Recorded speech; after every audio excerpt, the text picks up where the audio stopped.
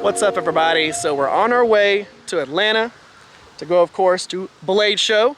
And I figured I would start this video off with the first rest stop we stopped at last year on the way to Atlanta and tell you what I'm driving this year. So of course, last year I brought the Porsche. This year I'm bringing my Audi. It's of course not as cool as the Porsche because the Porsche is a Porsche and it's always going to be cooler than a four-door dad car. But I decided to bring this time because whenever I went last year, not being able to recline the seats made for a really uncomfortable nap time, more or less. Whenever I stopped to rest and take breaks, I had to sit straight up, and that wasn't very comfortable. This, I'll be able to recline the seats. It's got more comfortable seats because they're just regular sedan seats as opposed to the more or less race seats that I have in my Porsche. Now, that doesn't mean this is a boring car. I've done suspension to this, I've done intake, blow-off valve, it makes cool noises, all those things. It's actually lower than the Porsche is. It's a blast. Did the rotiform wheels on it. Now, the cool thing is, I do all of the modifications to my cars myself, everything. A couple of weeks ago, I took the exhaust off the Porsche, welded some new stuff on there, did a full tune-up, changed alternator, all this crazy stuff on a mid-engine car, which was complicated, but a fun thing to do by myself.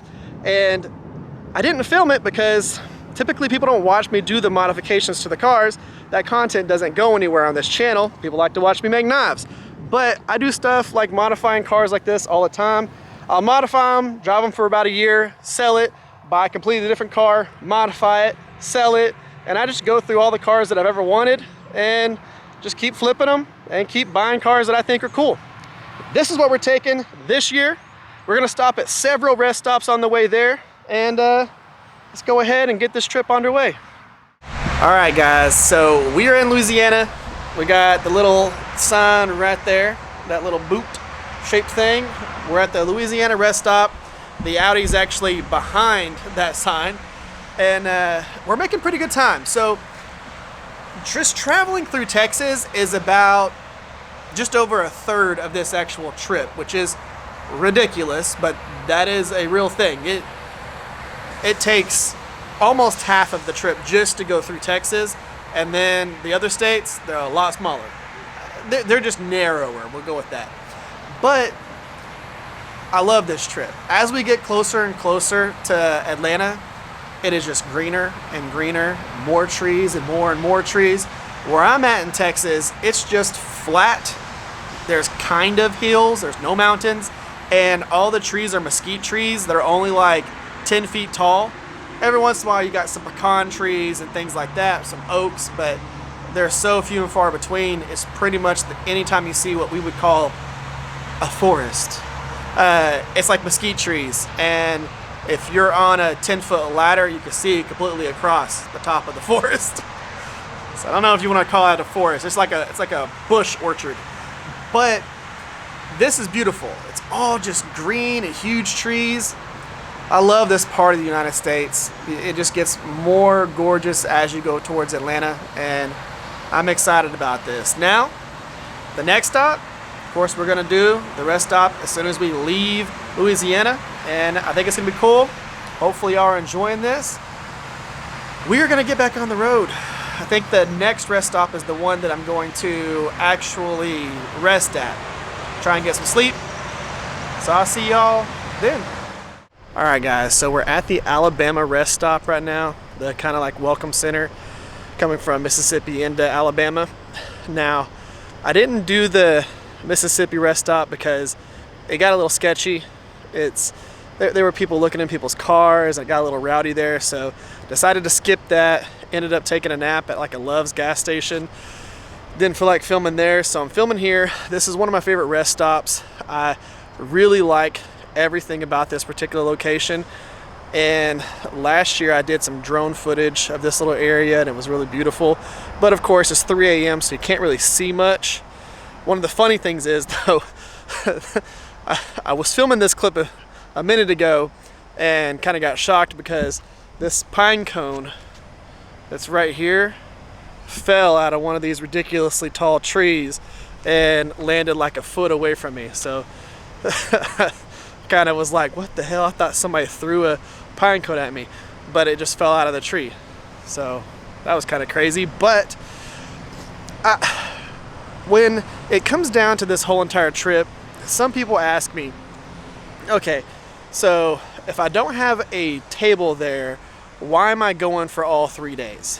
Why don't I just go one day and then call it done? Because I'm not displaying anything. I'm not making any sales off of this. I'm not really doing much in this process compared to people who are there to sell all 3 days and are planning on making money. Me, I'm spending money. You know, I'm not going to purchase knives. I'm not going to sell knives. I'm just going to be there. I could probably talk to everybody in one day and leave. But I like the overall experience. I like to be able to do it slowly, really experience the process. Plus, I want to be able to talk to other knife makers that I've built relationships with over the last few years and be able to actually hang out with them for a few hours and talk and chat and do those things without really interrupting their sales.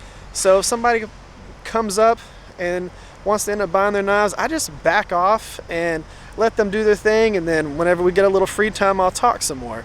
But I like to spend that time. Plus, I want to do the pit that is like the after show thing that happens each night. I want to go and hang out with everybody, hang out with the vendors that I've been talking to for a long time, hang out with other knife makers that I've done challenges with and things like that. And that's why I do all 3 days, and why I'm willing to spend the money to come to events like this. Plus, there's going to be viewers there, subscribers like y'all, and I want to be able to just hang out and relax and talk to those people. And some of those people can't be there on just Friday or Saturday or Sunday.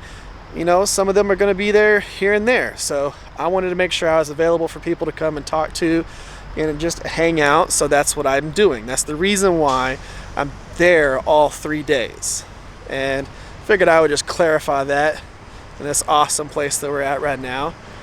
But I think what I'm going to do, take another like 1 hour power nap, get back on the road. Let's get it. Well, just like that, it's daytime. And we are in Georgia. We're just under an hour away from the Cobb Galleria where Blade Show Atlanta goes down. Now, technically the Cobb Galleria is in, I think, Cumberland, which is just like a part of the metro area of Atlanta. So we're just under an hour away from that. Originally I was planning on getting there at about between noon and 1 o'clock. I'm probably going to get there right at about 9:30 a.m. now, because I only slept just a little bit because I felt like I was still good to drive, and I haven't really been sleepy this whole time. So I'm going to get there earlier than I thought I was going to. But I'm excited about this. I think it's cool. And just like I was talking about in the last clip where it was nighttime, one of the other reasons why I like coming to these shows, especially staying for the 3 days, is I get to really experience the show. Now, next year I plan on having booths or tables at these different shows, and I want to experience this now, figure out exactly what type of stuff I want to bring with me, and see how that goes. So I'm trying to experience this as much as possible. At least that's the goal. We'll see how it goes. But now I need to go use the restroom. We need to get back in the car and get back on the road so we can get there. What did you end up doing, right? What did you use the first time, 24? No, the first time was 10 karat. Oh, and it's carrying it. Okay, we're both right. And then now this is 24. So the 24 was easy. The 24 was much easier to bond. Right? Yeah, because, well, it's, now they both want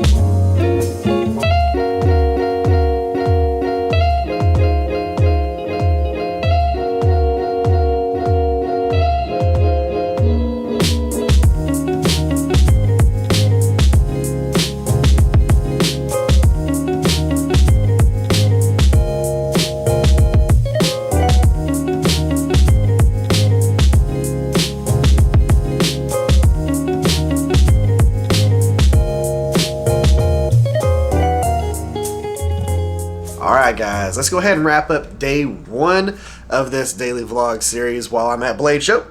So I did get a couple of things. I'm going to show y'all a couple of stuff that I scooped up on day 1. I plan on getting a few more things today and then probably tomorrow as I go through the show.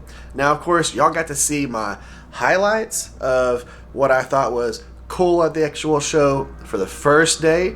I really only hung out in one of the halls. There's a whole other room that has a whole bunch of other makers and stuff in there too. I'm gonna go check out that on the next day. Well, I guess that's technically today for y'all, but let me go ahead and show y'all what I scooped up today. So for one, I got a couple more pairs of tongs. These were some actual like flat bar tongs right here, 1.25 inch. I've wanted these for a little while for whenever I'm forging different blades, especially whenever I'm trying to hold it so that I can forge, you know, the blade profile and things like that, and I'm holding the actual flat bar stock. These are really helpful for that and a few other things, but y'all will see me utilize these on the channel. And of course just some regular, almost like wolf jaw tongs. These right here, I'm gonna be using these on a few different projects and you'll get to see them. I like them because they have a little bit of a circular profile in the front right there, but you can use these for a few different things. These aren't meant for some different types of forging. Like I wouldn't hold on to a piece of steel like this and then try and forge here, because you risk it boop, popping out, hitting you in the face. But for the right size stock, if you had it inside here, it would actually go inside this lip right there and it wouldn't move. So those are gonna be pretty cool. Got those, and then of course scooped up a little piece of Alabama Damascus for a project that I have coming up for a friend. And you know, even though I can make some Damascus and things like that without having a press and without having a power hammer, forging a lot of Damascus or even a high layer Damascus is a pain in the butt. Can I do it? Yes. Do I want to do it by hand all the time? No. And they want a little Damascus knife for their dad, so I'm going to be making them one out of this. Y'all get to see that project. Now I also got this piece of, I'm going to go with Amboina. Yes, one of those. Got this piece right here. Now this is actually going to make 2 knife handles, and the whole reason why I got this was just because of this little live edge section right there. So it's going to be a pretty cool project. I'm going to end up splitting it down the center. It's going to make a couple of chef knife handles that actually have this still on the back end. So it's going to be, they're going to be really cool looking chef's knives, and I think y'all are going to like the way it looks whenever I actually do the whole entire handle on that. But that looks absolutely beautiful, and like I said, I think y'all are really going to like the actual project whenever you see it done. So that's some of the stuff that we got today, yesterday, depending on when you're watching. Day 1, we got this stuff on day 1, so it's pretty cool, and we're gonna get some more stuff moving forward. Now when it boils down to it, let me know what y'all think about the daily vlog. Let me know what you think about the makers that were in this particular video, what you thought about the stuff that I filmed, like their actual tables and the stuff that they make and things like that, and let me know in the comment section down below. Guys, that's a wrap up for day 1. Let's go ahead, get out there tomorrow, film some cool stuff, and have some fun. But for now, that's the end of this one. Thank y'all for coming by. Make sure you give the video a thumbs up, subscribe to the channel. Y'all have an amazing day. Y'all stay safe out there, and I will catch y'all next time.